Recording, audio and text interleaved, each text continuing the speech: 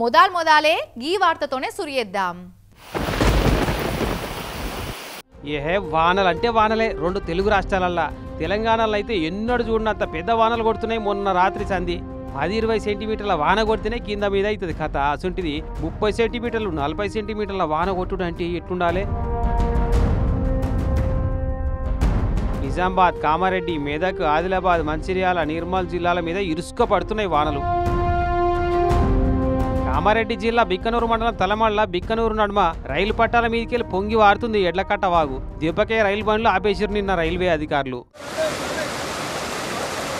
ఇటు అదే జిల్లా నాగిరెడ్డిపేట మండలం పోచారం ప్రాజెక్టు చూడు, ప్రాజెక్టు కట్ట మీదకెళ్ళి దుంకుతున్నాయి నీళ్లు. ఇసుంటి వరద ప్రాజెక్టు చరిత్రలోనే ఎన్నడూ చూడలేదు అంటున్నారు. ఈ వార్త చూసేటాలకు పరిస్థితి ఎట్టుంటుందో తెలియకుండానే ఉంది. ఇక వాగులన్నీ ఉగ్రరూపం ఎత్తి వారుతున్నాయి అంతటా.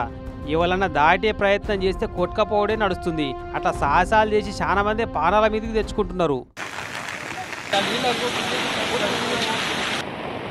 ఇంత జోరు మీద వాగులు వారుతుంటే ఏదో చిన్నపిల్లగాల ఆట లెక్క అనిపిస్తున్నట్టుంది కొంతమందికి. కార్లు వేసుకొని దాట పోతే కాన్ రాకుండానే కొట్టుకపోయారు. వాళ్ళని కాపాడుతందుకు జేసీబీలే హీరోలు అవుతున్నాయి. మెదక్ జిల్లా పిల్లికొట్టాల కాడ కరెంటు సబ్స్టేషన్నే ముంచేసిన ఈ వరద నీళ్ళొచ్చి. ఇక అదే మెదక్ జిల్లా రామాయంపేట పట్టణం చూడు, మెయిన్ రోడ్డు మీద వాగు వారుతున్నట్టే వారుతున్నాయి వాన నీళ్లు. పట్టణంలో నిన్న పొద్దుకటాలకి 20 సెంటీమీటర్ల వాన కొట్టిందట. కాలు నీళ్ళనే ముంచింది వరద. మెయిన్ రోడ్డు మీద రాకపోకలు మొత్తం బంద్ అయిపోయినాయి. ఇక నిర్మల్ పట్టణంలో అయితే 4 అడుగుల దూరంలో ఉన్న మనిషి కాని రాకుండా నాన్ స్టాప్గా కొడుతూనే ఉంది వాన. ఇట్లా ఎక్కడికక్కడ కలెక్టర్లు, అధికారులు, లీడర్లు అంతా పరిస్థితి చూసుకుంటా అందరు పైలంగా ఉండాలని వార్నింగ్లు ఇస్తున్నారు.